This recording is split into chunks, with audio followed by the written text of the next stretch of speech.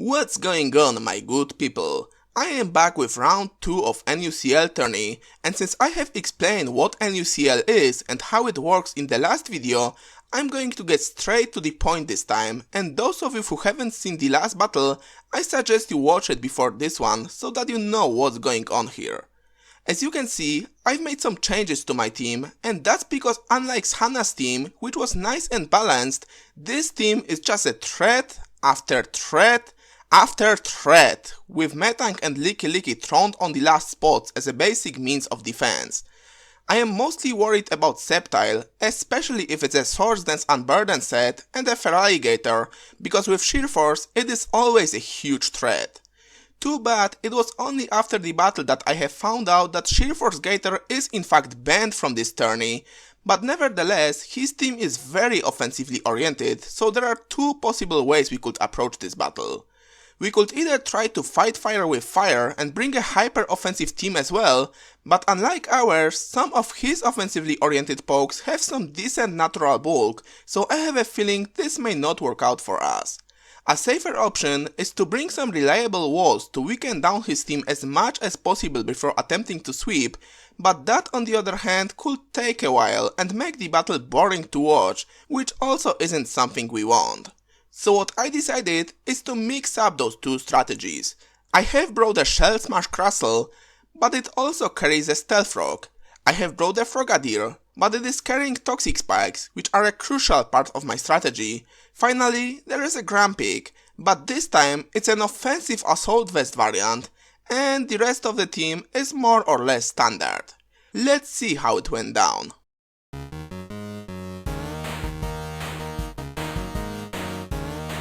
I lead off with Crustle to make him think that I'm just a hazard lead so that I can Shell Smash in his face later on. He however has a similar idea, leads off with Accelegor, making me think that he just wants to set up spikes, but surprises me with HP Rock instead, which does quite a bit. By the amount it did, I suspect that he might be Choice Scarf, which would make sense against my team because it would ensure that he outspeeds everything I bring regardless of my item. So I switch to Grumpig to scout, and then double switch to Frogadier in case he turns out not to be choiced, but he indeed ends up switching out, confirming that he is either scarfed or bluffing a scarf. He brings his Rotom, and since I am naturally faster, I thought that this is a perfect opportunity to set up a layer of Toxic Spikes, but he turns out to be scarfed as well and brings me down to a Sash with a Volt Switch to Licky.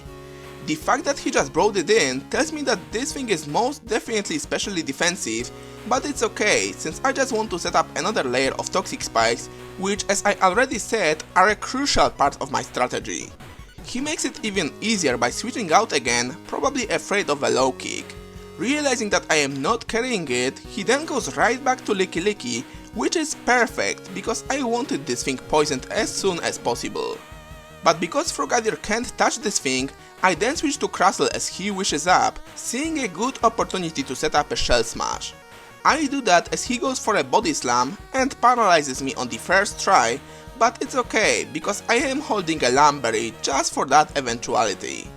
Unfortunately, I don't have enough HP to live another Body Slam, so I have to follow it up with a Stone Edge for an easy KO, but that does mean that his Rotom still outspeeds me, so he revenge kills me right after with a Volt Switch.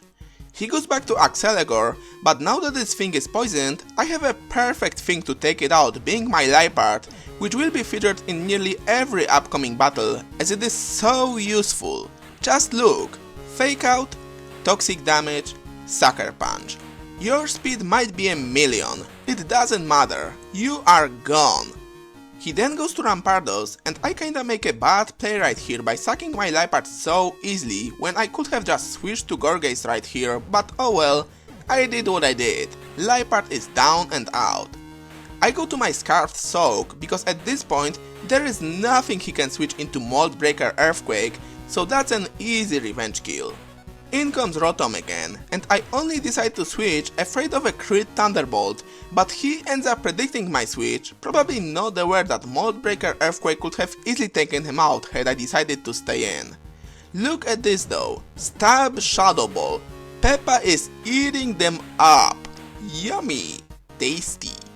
He knows however that Rotom is his only chance of winning this battle, so he ends up switching once again, goes to Magmortar, which clearly doesn't like all those entry hazards on his side, so one Shadow Ball joined with a toxic damage is enough to get rid of this thing.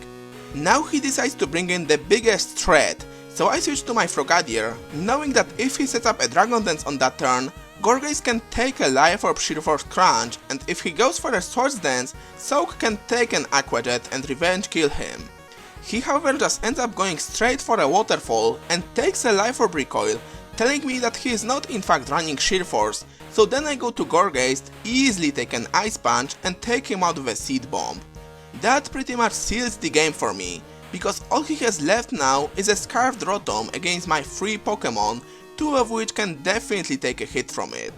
But at first, I go for a Protect with Gorgeist, hoping that I can live the following Shadow Ball after additional leftovers and disable it for shits and giggles, but nope, I just end up dying anyway. That's a bummer. Then I decide to give the final kill to Grumpig, as I know it can take one more Shadow Ball from this range, but at the worst possible moment he gets a crit. Peppa is also down and out, and now I have no choice but to let Soak finish him off with a knockoff, and that is the game. Good game, Jack. My Toxic Spike strategy ended up working perfectly, and with no spinner on your team, I don't think there was much you could do about it, although you have certainly put up a good fight. That's round 2 of NUCL for you guys. Hope you enjoyed it. Like, dislike, comment, do what you gotta do. I see you all next time.